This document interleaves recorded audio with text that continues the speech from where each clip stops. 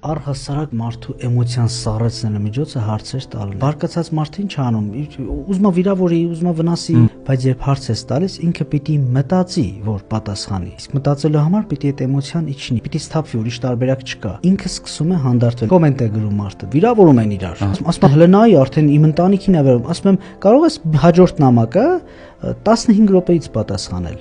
Ասում եմ, ինքը կմտածի, որ վախեցա ու ինչ։ Երբ որ դու ուշ ես պատասխանում, այնպես չի, որ ինքը նստած նայում է կոմենտին, չէ, ուրիշ է ջաբացում, ինչ-որ բան է նայում հեռախոսին է, ջուր է խմում, շեղվեց ուղեղը։ Իսկ մինչ այդ ինքը ուշադիր նայում էր քեզ հերթական վիրավորանքը ընկալելու, որ ինքն էլ նույնը տար։ 15-20 րոպեից այդ տեմպից հետո մի քիչ երկար ուշ ես պատասխանում ու հասկանում ես, որ լրիվ բան է փոխվել։ Այս իհարկե համացանցում, իսկ առօրյա կյանքում հարցերը ամենամեծ զենքն են, ամենամեծ զենքը։